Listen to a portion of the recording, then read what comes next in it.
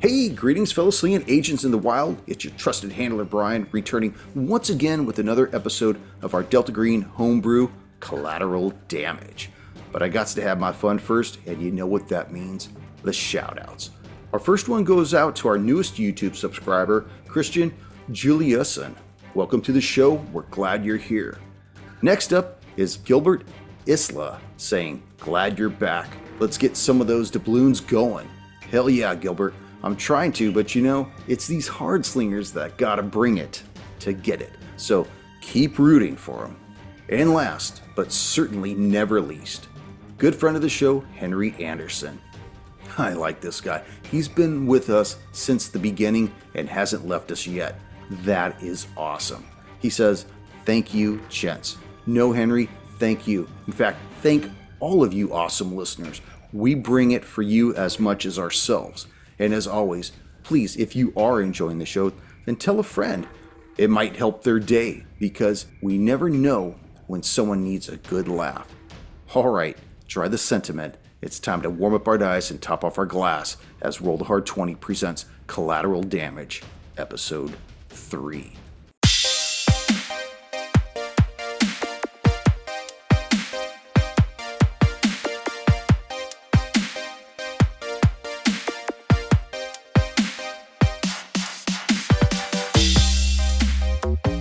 Hey, what episode are we on? We're on episode 3. Episode 3. Is that with all of us? No, episode 2 is... No, that's what we skipped, right? No, episode 2 was... We did the opening, which we landed at the airport. That's episode 1. Yeah, that's episode 1. 2 was Tony and Sam. Yep. Tony and Sam. So we're up with episode 3. Okay. Yeah, so in fact, before we lead in, I actually wanted to say how...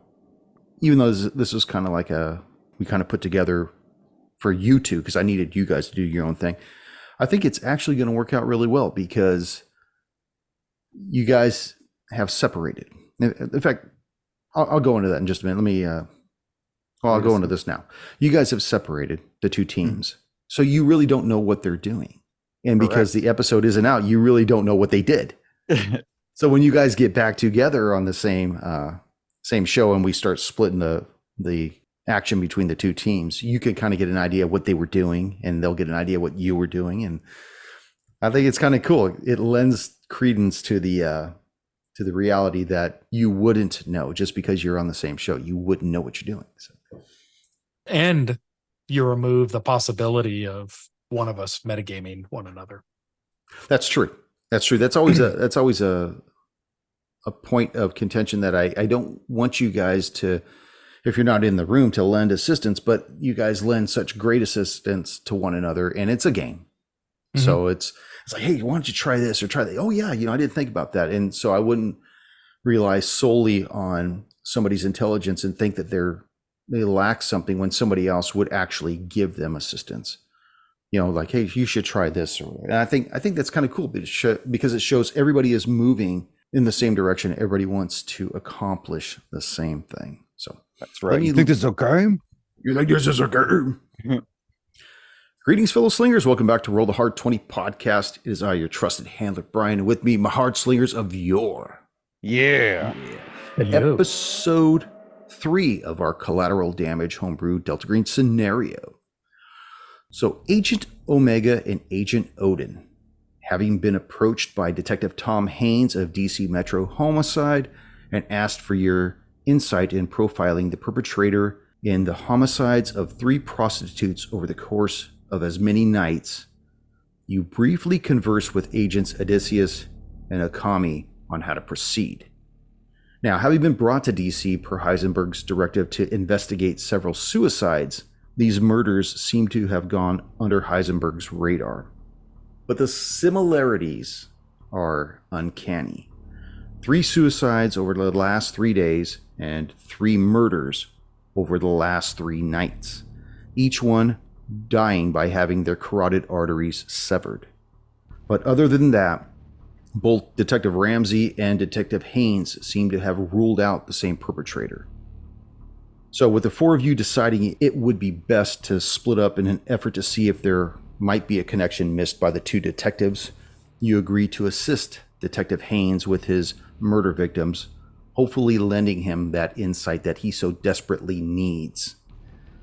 As you watch Adesso and each turn towards the elevator, the two of you turn away and head over to where Detective Haynes and his 3 officers wait. And we're walking towards the bullpen, right? Nobody's with us? Nope, just you two. You guys are by yourselves. They're Okay. at the far side of the bullpen at a desk. You see Haynes is kind of leaning against it, but he's watching the two of you come towards them, and his other 3 officers are close by, watching you as well. Eager anticipation on all 4 of their faces. So I look over at Haynes and I put my finger up like, just 1 second, we'll be with you. He crosses his arms and kind of, fidgets with his jaws, like impatiently, but accepting it. Yeah. I turned to Odin and I said, how do you want to play this, Caldwell? Let's figure out what kind of information they got first, and then we'll go from there. It's interesting. We got 3 murders, 3 suicides, all within the span of 3 days and nights. Caldwell, these have to be connected in some way. It is a big city, so I mean, let's not quick to pull the trigger on it, but let's find out what kind of information they got. I mean, it is highly suspicious that we do have a coincidence in between both. All right, fair enough. I mean, it is DC, so anything could, happen. So, okay, so I'll turn and I'll start headed towards Haynes at this point. As you head towards his desk, you see just over the desk, pinned to this thick corkboard, are photos of 2 dead girls and a map showing an area of DC proper. It shows the photos from different angles. You see a big circle where Haynes has drawn around this portion of the city of where all these girls have been located. And he just looks at the 2 of you and he's like, yeah, guys, he's pretty sheepish about this because you could tell he's definitely got his back against the wall. He's like, yeah, guys, I'm sorry, agents. I just can't express enough how grateful I am. And I'm hoping that you guys might be help me and the other guys here profile what's going on here. In fact, I want to introduce you to my other 3 officers that are helping me work the case. The first one looks at the 2 of you and says, how you doing? My name's Tim Baker. Another guy comes up, he's like, yeah, Francarello out of Jersey. And the other guys, I'm Jared Barkley. Let us know anything that we can do to help assist you. We just got to get a crackdown. We're honestly concerned that by tomorrow night, we're going to have a 4th one. Let me kind of catch you agents up if I can. We've been working an angle on 2 murders that occurred yesterday and the day before. Both prostitutes, both found in close proximity. And he's pointing at the map as he's saying this. Most likely, we believe that they knew each other. I was just informed that a 3rd girl was discovered this evening, and the body is still fresh. On-site preliminary forensics are saying she was killed in the same manner as the other 2, which has prompted me to immediately go to you 2 agents. The Vic appears to have been killed around 10 o'clock this evening, around the same time that the medical examiner, Dr. Lotta, determined that the other 2 were killed. This body puts all 3 victims within a 2-mile radius of each other. But what's really baffling us is the way they were killed, and that's what had me talking with Detective Ramsey. All the victims had both of their carotid arteries slashed across their neck. But that as we're comparing notes, even though they seem similar, we don't know. We can't think it might be the same perpetrator. It doesn't make sense. I mean, his 3 bodies are all suicides. These are straight out young girls that have been killed. They're streetwalkers. They're not even in the residence. Has forensics examined the lacerations to the carotid artery? Were they consistent, or were there any hacking to it, or was it one clean cut? The 2 victims that have been submitted to him, his report came back saying that they're the same wounds. They're from a single straight-edged blade. There's no hesitation. One to the left side of the neck, one to the right side of the neck. The only thing that he was able to really make a determination was 2 things. One is it looked like the wounds on the left sides of the neck came first, probably indicate a right-handed perpetrator, and that there were no hesitation slashes. Now, we have yet to find the murder weapon. Nothing's been left behind. So I think that the perp is using the same weapon each time. He's not just throwing it away. You also mentioned that these bodies were found around a 2-mile radius. What location was this generally at? Are you familiar with it? That would be over by the Potomac Gardens apartments. And yeah, it's a bad area. I'm telling you right now. We try not to go in there unless we absolutely have to. I mean, is that some kind of like assistant living area, like government? Yeah, it's definitely assisted living. They don't take too kindly to squads going in there. Even unmarked cars are immediately shot at, shit's thrown at them. They just don't like us on the turf, and unless we absolutely have to go in there, and like we had to go in yesterday and the day before, and like we're gonna have to go in tonight. Yeah, I just I don't. It's hard to say. I mean, it's a rough place. Hey, officer, can you show us the map? I'd like to take a look at the map of this 2-mile radius, if I could, please. Sure, you bet. Let me just pull that up on roll 20 for you real quick there, Agent. Can you see that, Chris? I do. He starts pointing at the map, but he's looking down at a couple of sheets of paper as he's looking. He's like, so it looks like our first victim was found 2 nights ago behind the Italian restaurant on Pennsylvania Avenue near 13th Street. Busboy found her when he went out to dump the trash. The only name we have for her is her street name, Keisha Phillips. She appears to be 16 years old, and we're still running her through CODIS to try and see if she has any other ID. And the second victim? Second victim was found on G Street Southeast between 12th and 13th Street, right in front of Potomac Garden Senior Bid Apartments. Her name was Jonda Davis. She's 19 years old, and she was left right in front of the wrought iron gate that runs the entire front of the building. And just tonight, our latest girl, we don't have an ID on her yet. She's over on 11th Street near the Baptist Church. Late Mass was getting out, and there she was. As soon as my guys get back to me with her ID, I'll get it to you, gentlemen. Anything, any similarities other than that both these girls were dumped off with the same wound and fairly close age? Well, it's possible that they were both being ran by the same pimp. He goes by the name of Holy Boy. He actually lives in the Potomac Gardens apartments.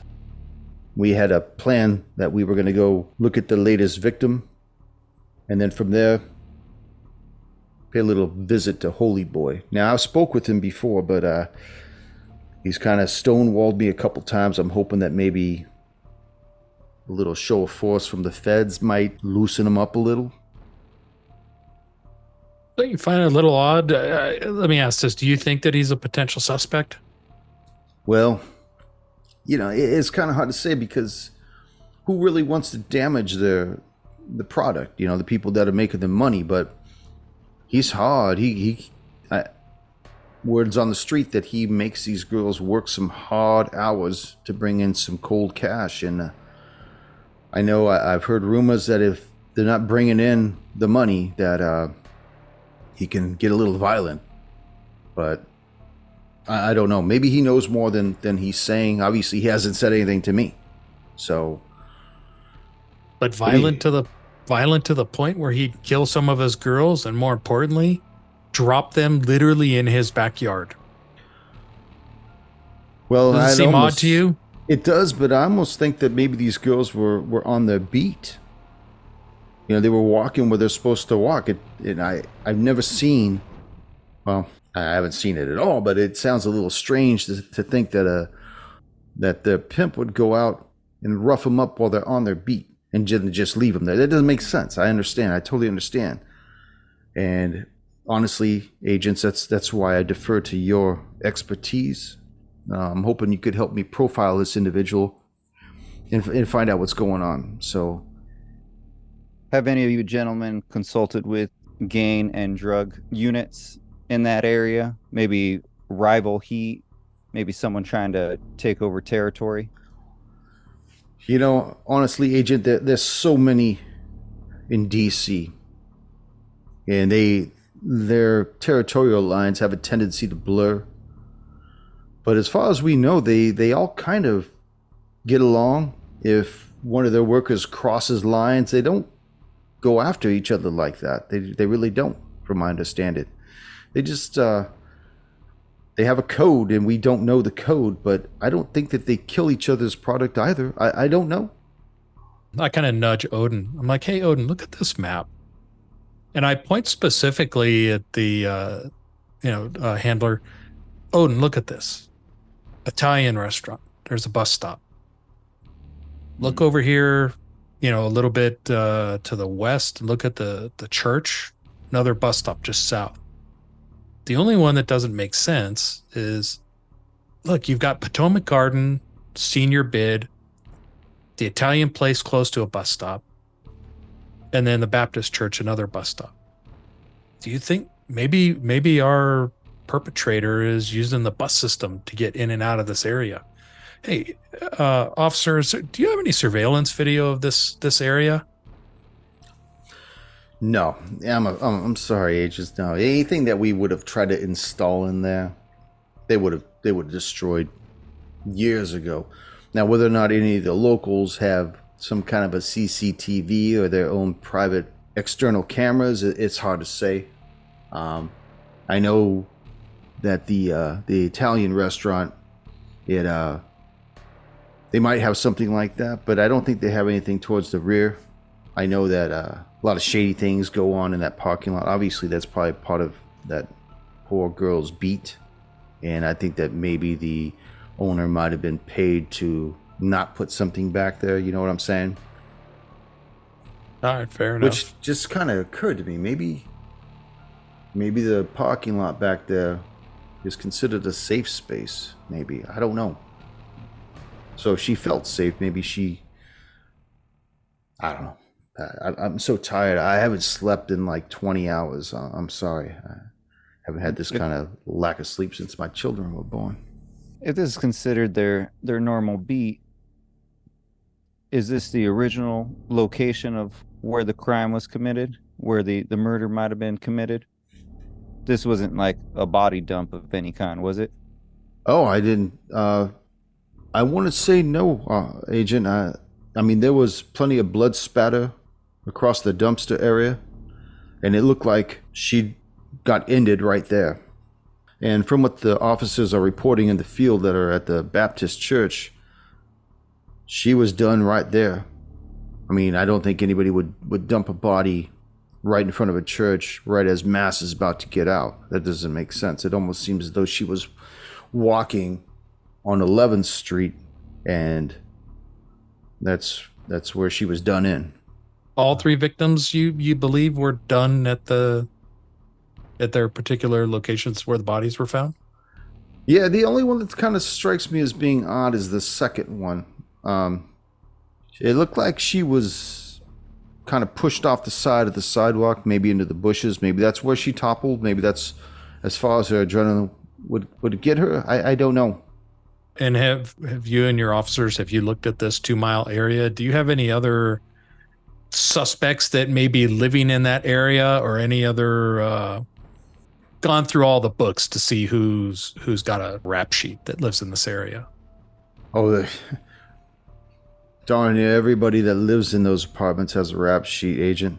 But the one thing that did catch our attention is that the centerpiece of all these murders is that Potomac Gardens apartments. And that's right where her pimp lives.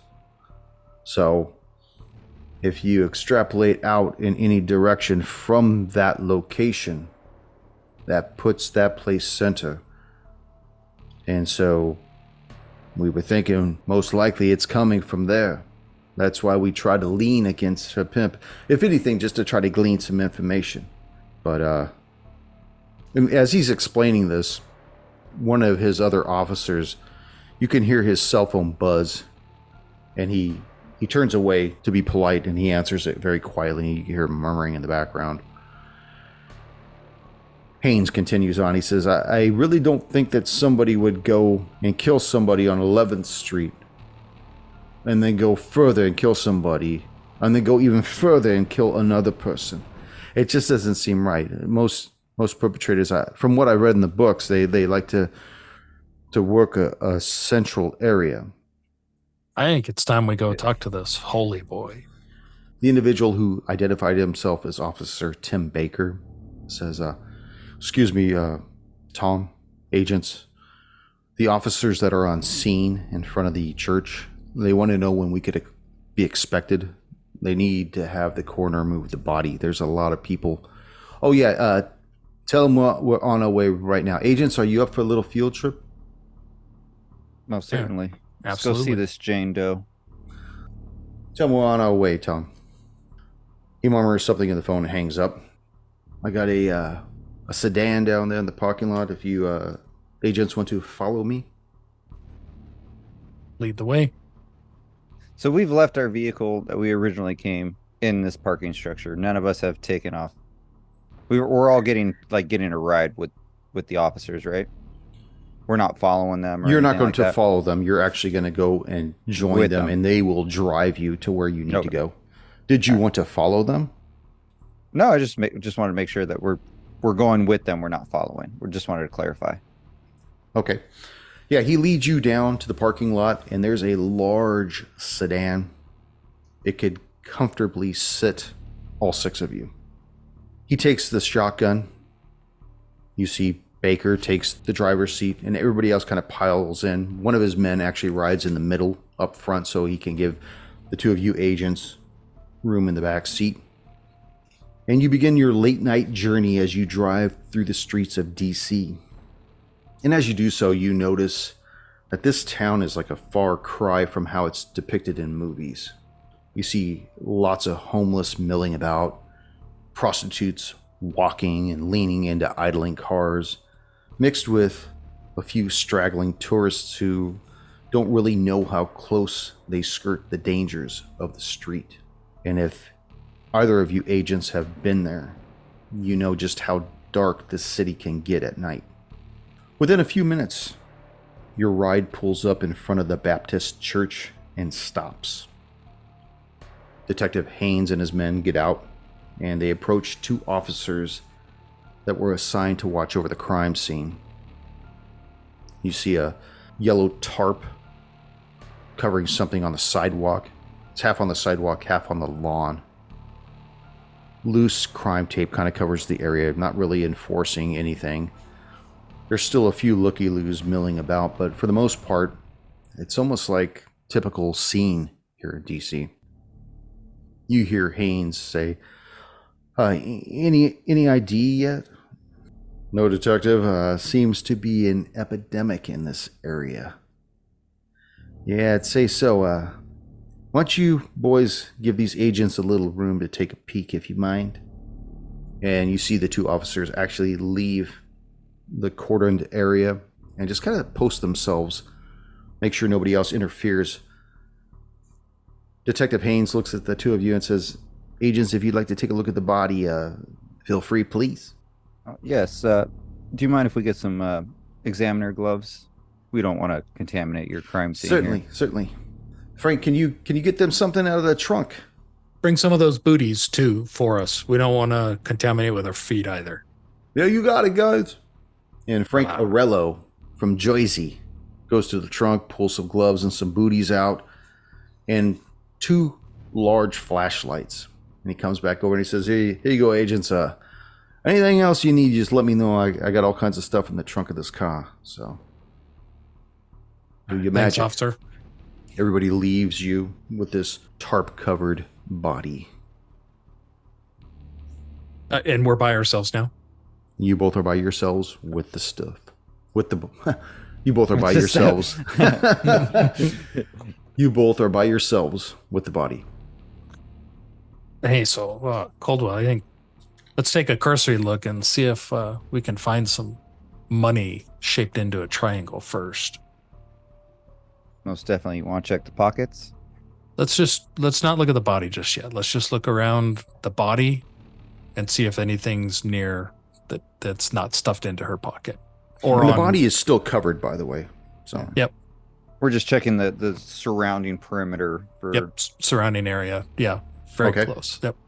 Go ahead and make a search check. Yeah. All right. Okay.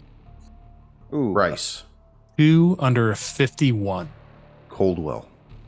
I got 66, which is over my 50. Okay. Rice, as you're poking around, looking in the grass, looking along the sidewalk, you've got your MacLeod out, you're illuminating the whole area, and you don't find anything at all. Money, nothing that looks suspicious. Nope. Okay. No, nothing at all. You see droplets of blood. You see trampled grass. You see a loose shoe off to the side, but you don't see any currency. Certainly nothing folded.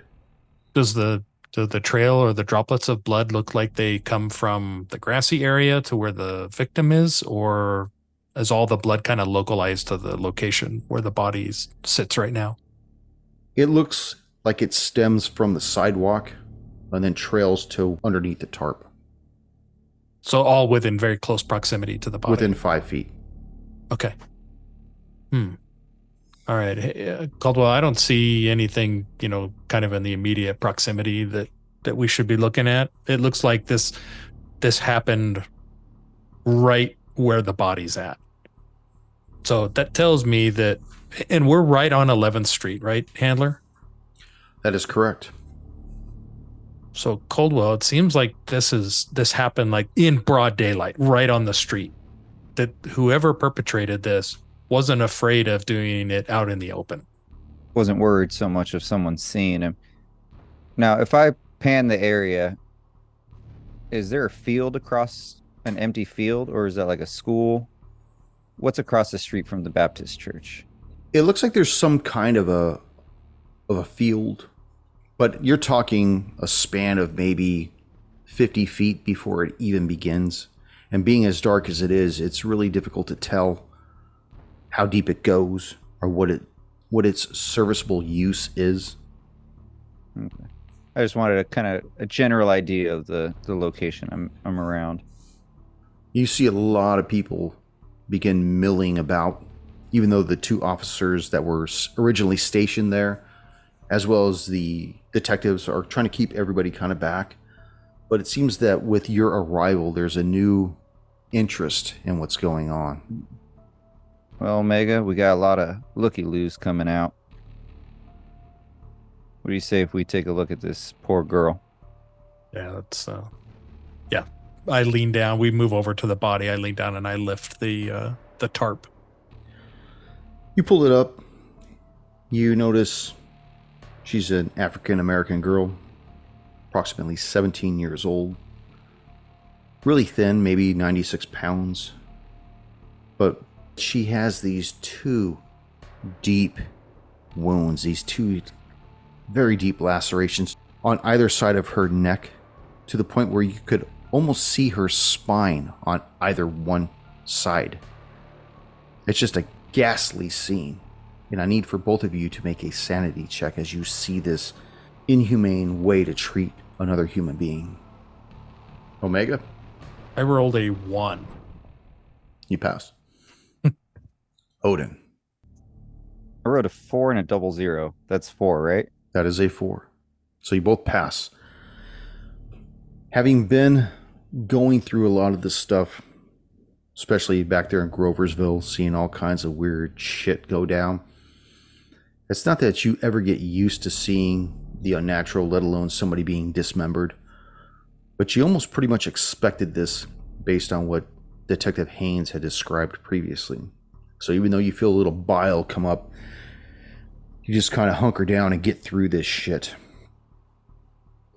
One of the things you do notice also is that either one of these deep lacerations would have been enough to kill this person. And yet, this young girl was inflicted with 2. Can we tell from the wounds, were they trying to decapitate, or was it literally, I mean, the second wound looks like just a fuck you slash. Or just to ensure that he made the kill. That would probably entail some kind of a forensics check. I'll give a forensics attempt on this. Okay.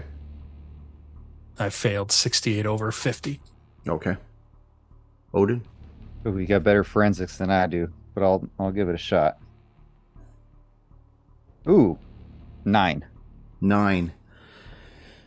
As you look at this wound, both wounds, you notice that they come from the back of the neck to the very front of the neck at a 45-degree angle inwards on either side. And even though you can see the spine, I'll let you take away from that what you will.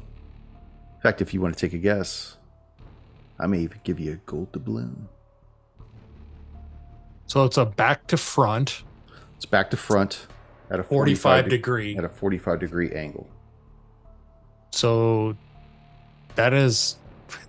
Hold on. Whoever. Let Odin make that first. I actually don't have a clue what that might be. Okay. I know he's killing her, but the only other thing that comes into my mind, which I doubt because I'm going old school swordsman, is like Zorro style, but that's the only thing I have in mind. Omega, I want to hear what you had to say. The gold doubloon's off the table, but I want to hear it anyways. So back to front, 45. So it's literally like symmetrical slashes across the neck. That's correct. Is it one knife or is it 2? From what Haynes had said previously, it looked like the deeper of the 2 wounds was on the left side of the neck compared to the right side. So that leads me to believe that the perpetrator's right-handed and that it was a slash like this and then this. So it was kind of like this. Left side of the neck would be right-handed coming across the left side. Yeah. Yeah. Yep. But it was this type of emotion. Yes. And for the listeners that can't see, yep. Yeah. Chris is indicating a diagonal from right to left and from left to right. And the perpetrator was in front of her, so she saw her victim. Or she saw her perpetrator. Yeah, but I should. Okay, never mind. Give it to me. Let's hear it. Even if I didn't pass the forensics, knowing that at least it's a back to front cut, whoever the perpetrator was, it has to be a cut from the front, that they had to be facing each other. Okay. Now, going back to Odin's original question, do you believe that there was a capitation element to this? No. Why? Gold doubloon's back on the table. I think a decapitation would have more of a sawing type of motion. That these, at least from what we know, that these are just very forceful swipes of this blade across the neck in that diagonal fashion. I'll go with that. And with that, I'll give you a gold doubloon. Yeah. Yeah. Yay. There you go. We got to get these things out in the wild. We got to get, our agents need these things. So from behind you, you hear Detective Haynes say, agents, if, do you have anything else? Do you come up with anything or what do you think? Hey Haynes, make sure you keep all those people away. We're still conducting our investigation here. Looks like you got a little looky-loos, but we want to preserve the scene. So make sure your officers are keeping them back away from us, please. You bet. I just want to make sure that at some point we're going to go deal with this pimp. Or did you have something else what's the plan, agents? And as he's like walking back towards the line, but he's still looking at the two of you as he's got a hand out towards people that are trying to press forward, but he's just curious what's going on. Yeah, we're just looking over the scene and looking over the body. I mean, just give us a minute. We're just wrapping it up, and then we can go talk to Holy Boy. Sure, agents. Yeah. Okay. Hey, Caldwell, did you happen to see any? We need to look on this body a little bit more and see if there's that currency in the folded like a triangle. I agree. And then should we do a search on the body? I don't know how yeah, exactly. I had to check that third cavity. I didn't find a $10 bill, but I found a roll of fucking dimes. Okay, so can we do a search a little bit more of it now that we've kind of got the tarp up, but still shielding the body from anybody being able to see anything? Can we conduct more of a search if we can find currency? Yeah, it's more just a tarp laying on the body. It's not a tent or anything like that. So yeah, but yeah, I want to be careful though that we're not lifting it and exposing it to people around. So. Yeah, tell me what you guys want to do. Let me know. Okay. How's your search? Do you want me to do it or lift up the tarp for you, and you can kind of like pat the pockets or whatever? Check that inner boob pocket too. Yeah, let's do that. Can you do that? I mean, this girl's small. She's small, so this is going to be a pretty easy search at 96 pounds. And I'm not even going to ask you guys to roll for this. Just tell me what you're looking and where you're looking at. She's clothed, I'm assuming still. So I'm going to look at any pockets. She's wearing like a mini, almost like a sundress kind of thing, even though it's a little chilly out. She wants to show the merchandise. I hate to be that blunt about that, especially to our listeners. But she's trying to sell herself, so she's showing a lot of skin that you normally wouldn't see. Okay. So tell Omega, heels, what kind of shoes? Sorry, because this makes a difference. She's wearing one shoe. The other one's a couple feet away. They're flats, sandals. Okay. Because if she was wearing shoes, I'd say check inside the socks or in the shoes or something. But if she's wearing flats, then that eliminates that. Yeah. Again, we're just checking like every potential place that there may be cash that she's holding on to, whether it's a clutch purse, shoes, socks, pockets in dress. You see that there is a bit of a bump on her right side underneath her dress. Okay, I'll gently lift that side of the dress where I see the bulge. Okay. And as you lift the dress, you notice two things. One is that she's wearing underwear. And two, there appears to be some kind of a little billfold wallet tucked into the band of that underwear. Okay. Hey, Caldwell, I'm going to remove, just keep this covered. I don't want anybody seeing what we're doing here. I observed that there's a billfold that appears under her underwear. So I'm going to gently lift up that portion of her underwear and remove this billfold. Okay. As you open it, you notice that there's a few bills in there, as well as a high school ID. The name on it says Shana Brown. What's the name of the high school? El Capitan. It looks like it's in New Mexico.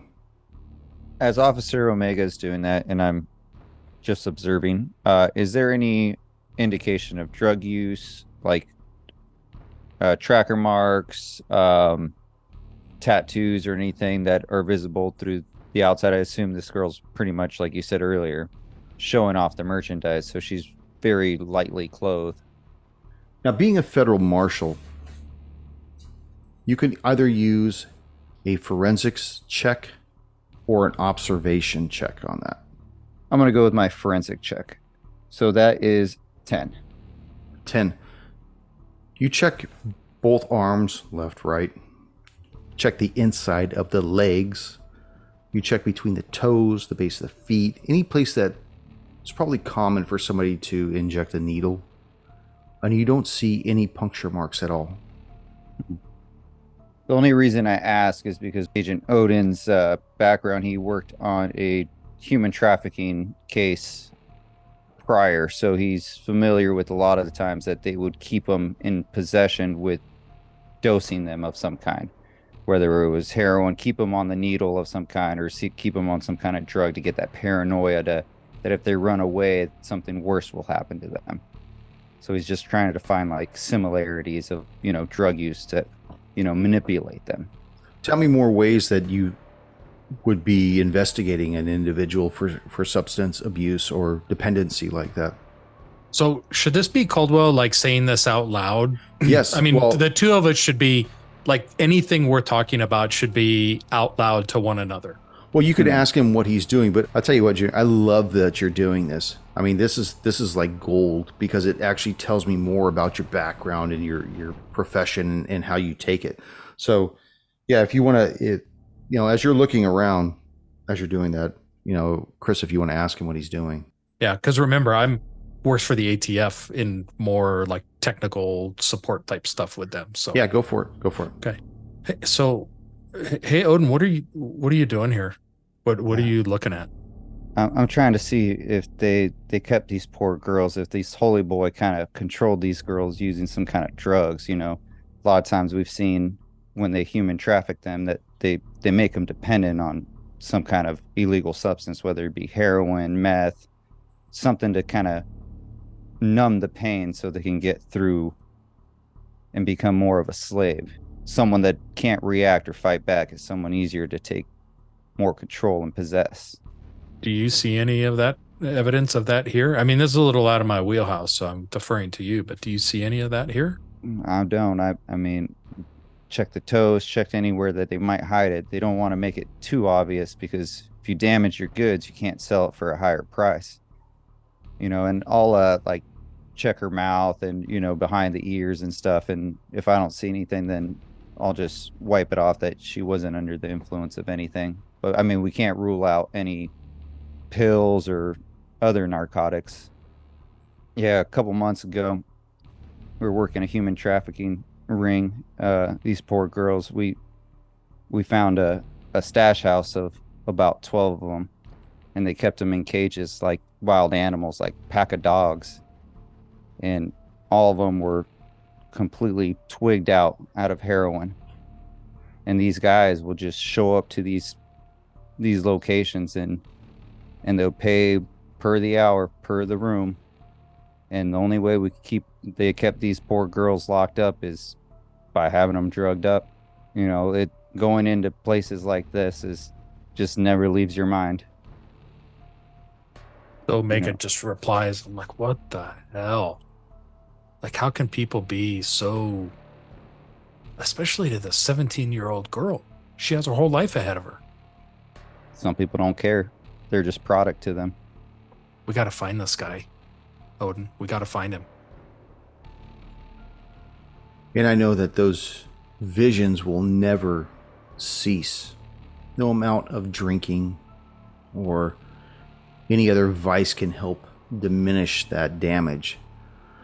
But I only hope that a gold doubloon will help ease that. Way to go, Junior. Good job on that. Yeah. Story. I love it. You got two? Nice. No, we got two in the episode. Oh. Yeah. I don't know if you guys know this, but if you have any left over from any of the previous seasons, they carry over. On Delta Green. They don't carry over from like Bloodlords or from D&D or anything like that. But they'll carry over from our Delta Green sessions. So.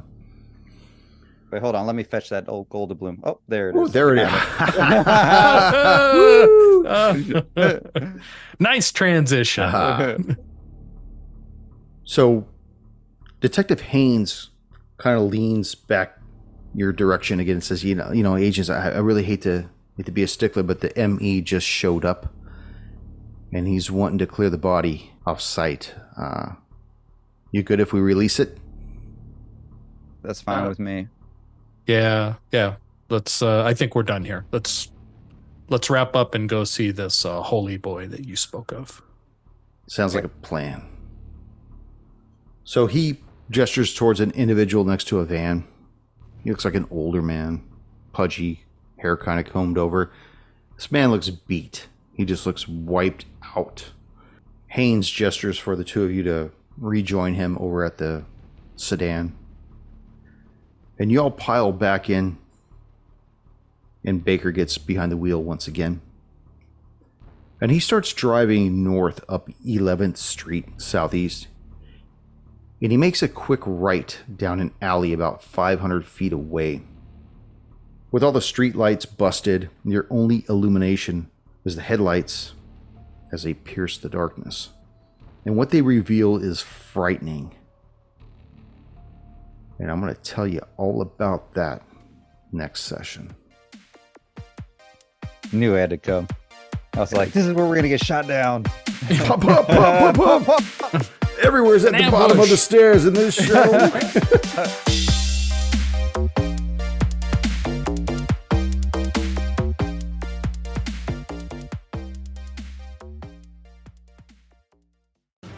Thank you for joining us once again on Roll the Hard 20 podcast. Remember, you can find us and subscribe to the show on Apple Podcasts, Google Podcasts, Spotify, Pandora Radio, iHeart Radio, Amazon Podcasts, and Audible. And if you like what you're listening to, be sure to leave us that 5-star rating and review. Don't forget about our YouTube channel at Roll the Hard 20. So if you're into watching and you want to help support this show, then head on over and hit that subscribe button. It really does help the show out. We can also be found in the wild on Facebook, Instagram, and Twitter, so don't forget to look for us there and check us out. You can also contact the show directly at rollthehard20podcast@gmail.com or head on over to the website at rollthehard20podcast.com, where you can download the current show directly, pick and choose past shows from our archives, or view our galleries. We've got a lot of stuff posted over there, so check us out. And finally, join us on our Patreon at patreon.com/rollthehard20podcast, where you can become a hard slinger and pick up swag. So until next time, keep your dice warm and your glass topped off as you roll those hard 20s.